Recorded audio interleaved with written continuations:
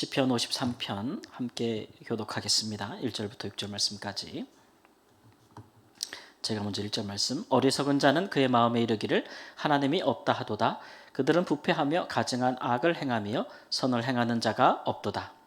하나님이 하늘에서 인생을 굽어 살피사 지각이 있는 자와 하나님을 찾는 자가 있는가 보려 하신즉 각기 물러가 함께 더러운 자가 되고 선을 행하는 자 없으니 한 사람도 없도다. 죄악을 행하는 자들은 무지하냐? 그들이 떡 먹듯이 내 백성을 먹으면서 하나님을 부르지 아니하는도다. 그들이 두려움이 없는 곳에서 크게 두려워하였으니 너를 대항하여 진친 그들의 뼈를 하나님이 흩으심이라. 하나님이 그들을 버리셨으므로 내가 그들에게 수치를 당하게 하였도다. 시온에서 이스라엘을 구원하여 줄 자 누구인가? 하나님이 자기 백성의 포로된 것을 돌이키실 때에 야곱이 즐거워하며 이스라엘이 기뻐하리로다. 아멘. 시편 53편은 다윗의 시편이고 또 교훈하는 의미가 있기에 표제를 보면 마스길이라고 했습니다. 그리고 마할렛에 맞춘 노래라고 하는데, 마할렛은 우리가 어떤 곡조인지는 잘 모르나 그러나 말로서 풀이해 보면 굉장히 슬픈 곡조의 노래에 이 가사를 맞춘 거예요. 그러니까 전체적으로 이 시편 53편을 들어보면 슬픈 내용이다라는 것들을 우리가 짐작할 수 있겠죠. 그러니까 그런 곡조를 붙인 것이겠죠. 내용을 보면 과연 그렇습니다. 내용을 보면 다윗이 생각할 때에 세상에는 두 종류의 사람이 있다라고 이야기하죠. 하나님의 백성이 있고 하나님의 백성이 아닌 자들이 있다라는 겁니다. 근데 문제는 하나님의 백성이든 하나님의 백성이 아닌 자들이든 볼 때에 공통점이 있는데, 이게 뭐냐 하면은 스스로 하나님을 찾거나 스스로 하나님을 알거나 또는 스스로 하나님이 기뻐하시는 일을 행할 만한 자는 하나님의 백성이든 아니든 아무도 없다는 거예요. 그래서 이 시편의 이 말씀을 바울 사도가 인용을 해서 세상에 의인은 없나니 하나도 없다, 이런 말씀도 하고, 결국 모든 사람들에게는 예외 없이 하나님의 은혜가 필요하고 하나님의 구원이 필요하다는 것이죠. 그런 면에서 그럴 만한 지각을 스스로 가진 자는 아무도 없다는 거예요. 하나님의 백성이든 아니든. 그러나 다른 점이 있는데, 그건 뭐냐면 하나님의 백성이 아닌 자들은, 그들 중에는 하나님이 없다라고, 무신론이죠. 하나님이 없다라고 생각하면서 악을 행하기를 주저하거나 혹은 가증한 일을 또는 부패한 일들, 이런 일들을 서슴지 않고 행하는 사람들이 많다는 거예요. 그리고 꼭 나쁜 짓은 하지 않아도 하나님이 보실 때에는 선을 행하지 아니하면 그것도 하나님 보시기에는 허물이에요. 그래서 야고보 사도가 말하기를 사람이 선을 행할 줄 알고도 행하지 아니하면 뭐라 그래요? 그것도 죄라 그래요. 그러니까 나쁜 짓을 해서 죄를 져서가만 죄가 아니고, 이렇게 행하면 선한 것인데 하나님이 기뻐하시는 것인데 그걸 알면서도 행하지 아니하면 그것도 뭐라고요? 그것도 죄다라고 이야기하거든요. 그러니까 하나님의 백성이 아닌 사람들은 하나님이 없다라고 어리석게 생각하면서 마음대로 죄를 짓고 사는데, 근데 하나님의 백성들은 하나님이 계시다는 걸 알거든요. 그럼에도 불구하고 이렇게 행하면 하나님을 기뻐하시는구나, 이런 일들을 우리가 행하며 살아야겠구나, 우리가 주일 말씀을 생각하면 정말 예수님을 본받는 것밖에 방법이 없구나 알면서도 그걸 행하지 못한단 말이에요. 그럼 그것도 허물이 있어요, 없어요? 그것도 허물이 있는 거예요. 그러니까 뭐 하나님 보시기에 적극적 소극적인 의미의 차이는 있을지라도, 그렇게 하나님을 지각하고 하나님의 뜻을 행하는 사람들은 스스로 아무도 없다라는 것이 이제 공통점이면서 또 차이점이기는 하죠. 하나님을 아는가 모르는가, 믿는가 안 믿는가. 그렇게 두 종류의 부류의 사람들이 있는데, 근데 이 두 종류의 사람들이 함께 섞여 살아가지 않습니까? 그러면 하나님이 있다고 믿고 살아가는 사람들과 하나님이 없다고 하면서 자기 마음대로 살아가는 사람들, 하나님이 있다고 여기는 우리는 우리가 하나님의 뜻을 다 행하지는 못해도 그래도 행하려고 노력하면서 살잖아요. 기도도 하고 믿음으로 살려고 하고 말씀을 깨달아 우린 노력한단 말이에요. 근데 없다고 생각하는 사람들은 자기네 마음대로 원하는 대로 살아요. 자기 마음에 하고 싶은 대로, 자기 마음에 뭐 정욕이면 정욕, 눈에 보이면 눈에 보이는 대로, 그러니까 뭐 이생의 자랑, 안목의 정욕, 뭐 이런 자기 마음대로 살거든요. 그러면 같이 섞여 살아가고 있는데 이 둘 사이에 어떤 관계가 있느냐는 거죠. 이 두 부류의 사람들 사이에. 오늘 말씀해 보니까 죄악을 행하는 자들은 무지하냐? 그들이 떡 먹듯이 내 백성을 먹는다. 이렇게 말씀하고 있어요. 4절에. 그러니까 하나님을 부인하는 사람들이 하나님의 백성들을 떡 먹듯이 먹는다. 이게 무슨 표현일까요? 진짜 떡 먹는다는 건 아니고 떡 먹듯이 먹는다는 얘기니까 세상이 사람들이 교회를 핍박하고 하나님 믿는 사람들을 박해하고 미워한다. 예수님께서도 그랬잖아요. 세상이 나를 미워했은즉 너희도 뭐하리라? 미워하리라. 이게 같은 말씀이거든요. 그러니까 우리 하나님의 백성들은 세상으로부터 미움을 받는 존재인 거예요. 왜냐하면 하나님이 없다고 생각하면서 죄되는 사람이 많으니까. 그래서 우리는 당하면서 사는 거죠. 예수님도 당했으니까 우리도 당하면서 사는 게 하나님의 백성들이 어찌 보면 하나의 이 세상에서의 운명이라고 할 수 있단 말이에요. 그게 뭐 예수님도 그렇지만 우리가 뭐 그 사람들보다 능력이 없거나 혹은 지혜가 없거나 혹은 하나님이 우리가 믿는 하나님이 우리를 보호해 줄 능력이 없거나 그래서 당하는 게 아니고 삶의 방식 때문에 그러는 거예요. 그 사람들은 부패하고 가증해서 선을 행할 이유가 없는 거죠. 하나님을 찾을 이유도 없고. 근데 우리는 하나님 때문에 마음대로 못하는 거예요.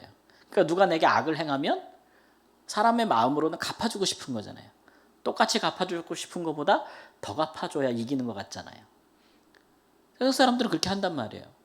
또는 누가 나에게 악을 행하지 않아도 내가 나를 위해서 그 사람한테 내가 악을 행할 수도 있는 거예요. 내가 잘 되기 위해서는. 근데 우리 믿는 사람들은 하나님이 그런 것들을 못하게 하시고 말씀에 또 성령이 우리 안에서 그런 것들을 하지 말라고 하시니까 우리는 그런 일들에 사는 방식이 다르기 때문에 항상 이런 일들에 수동적일 수밖에 없죠. 그러니까 우리가 누군가를 공격해서 망하게 하고 내가 그 덕분에 잘 되고 이런 방식으로 살 수 없으니까 세상에서는 우리가 좀 불리하단 말이에요. 그러다 보니까 당하는 일이 많다는 거죠. 떡 먹듯이 당한단 말이에요. 그러고 보면 우리가 성경의 역사를 보면 하나님의 백성들이 정말 순환의 역사를 갖고 있어요. 순환의 역사. 아담이 타락한 이후부터 계속된 것 같아요. 하나님께서 말씀하신 게 뭐예요? 뱀의 후손이 여자의 후손에 뭐를 물어요? 발꿈치를 상하게 한다 그랬잖아요. 이런 발꿈치를 상하게 하는 일이 계속되는 거예요. 그래서 가인과 아벨인데 누가 누구를 핍박합니까? 가인이 아벨을 핍박하잖아요. 아벨이 하나님이 받으시는 제사를 드린 사람인데 의인인데 의인이 악인에게 핍박을 받는 일 있지 않습니까? 예수님이 이 땅에 오셔서 핍박을 받지 않습니까? 제자들이 핍박을 받고 교회가 박해를 받고 그러니까 이렇게 계속 이런 세속적이고 또 사탄의 지배받는 세력 가운데 속한 사람들이 하나님이 없다고 하는 사람들이 끊임없이 하나님의 백성들을 발꿈치를 문다는 거예요. 이게 뱀이 발꿈치를 문다 그랬으니까 이게 상하는 일입니까? 안 상하는 일입니까? 몸이. 여러분 뱀에 물려보셨습니까? 저 옛날에 물려보진 않았는데 정말 소스라치게 살모사가 옆으로 지나간 적이 있는데 진짜 오싹하잖아요. 그죠? 뱀에게 물린다는 거는 큰 상해를 입는 것이죠. 그런 일들은 계속 된다는 거예요. 그러나 그걸로 끝나는 게 아니고 그 다음에는 여자의 후손 즉 하나님 예수 그리스도 뱀의 뭐를 밟는데요? 머리를 상하게 한다. 머리를 상하게 한다. 이것은 굉장히 치명적인 것이죠. 뱀의 머리를 상하게 하는 것. 저 예전에 그 산에서 골프 연습장에서 일할 때 산에 공주소로 가면은 가을에 막 쓱 지나갑니다. 그리고 보면 뱀들이 막 지나가요. 이제 20대 때 돈 벌 때 대학 등록 걸로. 그러면 이제 산에 갈 때 막 군인들 워카 신고요. 그다음에 장갑 두꺼운 거 끼고 골프채 하나 들고 자루 하나 들고 산에 가면 공 나간 게 수록해요. 사람들이 친 게. 그거를 다 주워다가 한 자루씩 메고 나오거든요. 그렇게 가면은 뱀들이 있어요. 그러면 뱀을 골프채로 이리 치고 저리 치고 이리 치고 저리 치고 막 이러면은 얘네들이 나중에 힘들어가지고 힘이 빠져서 가만히 있어요. 그러면 이렇게 골프채로 낚으면 이렇게 줄줄 매달려가지고 이렇게 메고 내려오거든요. 그 내려와서 이렇게 마당에 풀어놔요. 뱀은 정말 못생겼잖아요. 그리고 막 살려주고 싶지 않고 막 그러다 보면 가지고 놀다가 이렇게 해서 이렇게 골프채로 휘두를 때가 있는데 휘두르다 보면 뱀이 어디가 날아갈까요? 머리가 날아가면 죽더라고. 그래서 내가 뱀은 머리가 날아가면 죽는구나 그때 알았는데. 그러니까 그것을 성경에서 우리에게 뭐라고 얘기하냐면 이제 구원이라고 얘기하는 거죠. 그러니까 이스라엘 백성들이 예를 들어서 발꿈치가 물리듯이 애굽에서 종살이 한단 말이에요. 예, 하나님의 백성들 역사가 그래요.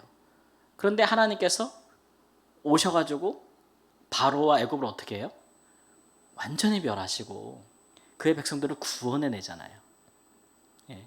그래서 하나님의 역사는 꼭 구원이라는 그 뱀의 머리를 상하게 하는 역사와 더불어서 결말을 맺어요. 예수님도 사단에게 발꿈치를 물리셨잖아요. 그게 바로 뭐예요? 십자가에 못 박히는 거예요. 그러나 그가 부활로 그의 사탄의 머리를 깨시잖아요. 그게 뭐예요? 부활과 승천이에요. 그러니까 누구든지 앞으로는 예수 믿는 사람은 다 예수님과 같이 부활 승천할 거라는, 부활해서 하나님 나라에 들어 영원히 살 것이라는 길을 확 열어놓으신 거잖아요. 더 이상 예수 믿는 자들을 누구든지 사탄이 가둬놓을 수가 없는 거예요. 영원한 죽음이나 지옥에. 그런 일들을 하나님이 큰 구원을 행하시는 역사, 그게 바로 우리의 구원의 역사고 구속의 역사란 말이에요. 이런 역사들을 우리가 좀 조망할 수 있어야 되는데, 예수님 오시기 전에 1000년 전에 살았던 다윗은 그런 일들에 대해서 이야기하죠. 5절 보니까 그들이 두려움이 없는 곳에서 크게 두려워하였으니 너를 대항하여 진친 그들의 뼈를 하나님이 흩으심이라. 하나님이 그들을 버리셨으면 내가 그들에게 수치를 당하게 하였도다. 하나님의 백성들이 항상 떡 먹듯이 먹히는 것 같아도 어느샌가 하나님께서 그 하나님의 백성들을 핍박하는 자들이 전혀 두려움이 없이 할 그만한 곳에서 그들을 두렵게 만들고 그들의 뼈를 흩어버린다. 그들을 죽게 만들고 그들의 뼈를 흩어버리게 만든다. 그들을 수치를 당하게 할 거다. 라는 그런 결론으로 그가 맺고 있어요. 다윗의 시편에 항상 모든 시편의 특징은, 다윗의 시편을 보면 애달픈 내용들이 많고 탄식도 많잖아요. 근데 다윗의 시편은 항상 끝이 희망적이고 소망적이에요. 다윗의 시편이 절망으로 끝나는 시편은 아무것도 없습니다. 한 편도 없어요.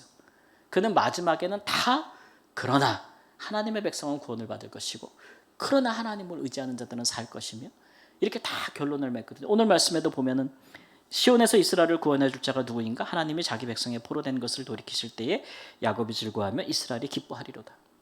결국은 하나님의 백성들은 구원을 받고 기뻐하고 즐거워한다는 것으로 결론을 맺고 있잖아요. 이런 다윗의 어떤 그런 그 영적인 어떤 이해나 신앙의 태도 혹은 기도, 이런 것들이 우리에게도 필요하죠. 우리가 살면서 하나님의 백성이기 때문에 세상이 가만 두지 않습니다. 그러니까 우리는 내가 잘못한 것도 없는데 왜 인생이 이렇게 꼬이지 힘들지 이렇게 말할 이유가 없어요. 왜냐면 우리는 그냥 존재 자체가 세상에서 미움을 당하는 존재들이에요. 하나님의 백성들은 그냥, 근데 가만히 있어도 세상이 우리를 미워해요. 근데 우리가 예수님의 뜻을 이루거나 하나님의 뜻을 이루려고 열심히 살잖아요. 그럼 세상이 우리를 어떻게 할까요? 더 미워해. 더 미워한다고요. 더 미워해. 그게 우리 믿는 사람들의 삶의 길이에요. 이런 구조는 정해져 있는 거예요. 이게 하나의 역사예요. 그러나 믿음의 선조들이 그러했던 것처럼 우리는 그런 것들에 놀랄 필요가 없죠. 우리는 우리가 행한 대로 다 뭐 잘못 행하면 벌 받고 잘하면 상 받고 이런 인과응보 논리를 갖고 사는 사람들이 아니에요. 우리는 구원의 원리 속에서 살거든요. 하나님의 백성들은 세상에서 원래 미움을 받는데 하나님이 기뻐하시는 삶을 살면 더 받는다. 그러나 더하면 하나님의 구원도 더 크고 놀랍다. 예. 그런 역전의 역사와 능력을 우리가 알기 때문에 우리가 세상에 좀 힘들고 어렵고 그러면 당연하게 생각하는 거죠. 놀라지 않는 거예요. 예, 뭐 이런 일 어떻게 나한테 일어날 수 있어라고 말하지 않는 거죠. 당연히 일어날 수 있는 거예요. 그러나 그럼에도 불구하고 우리는 하나님의 백성이기에 우리의 구원은 하나님께로부터 오고 내가 늘 계속 믿음 안에 거하고 하나님만 바라보면 하나님이 큰 구원을 나를 통하여 행하실 것이다. 그게 우리의 믿음이죠. 그런 우리의 삶의 모습을 통해서 복음은 전파되는 겁니다. 전파되는 것이죠. 그것이 이제 하나님이 행하시는 방법이에요. 방법. 그래서 우리는 그렇게 구원을 전해야 되는 것인데 그런 식의 삶이 우리 가운데 온전히 이루어지기를 주님의 이름으로 축복합니다. 그럴 때 진짜 우리가 기뻐할 수 있어요. 진짜 즐거워할 수 있어요. 진정한 기쁨은 우리가 복음을 체험할 때 온다고 제가 주일날 말씀드렸잖아요. 구원의 기쁨은 습득하는 게 아니고 체득하는 것이라고 제가 설교드렸잖아요. 체득. 내가 세상에서 고난을 받았더니 주를 위하여 하나님이 행하신 구원이 나타났도다. 이런 체득을 통해서 구원은 전파되는 거고 우리를 보는 자들은 주께 돌아오는 것이기 때문에 그러한 삶이, 믿음이, 신앙이, 기도가 다윗처럼 우리에게 있기를 우리 주 예수님의 이름으로 축원합니다. 아멘.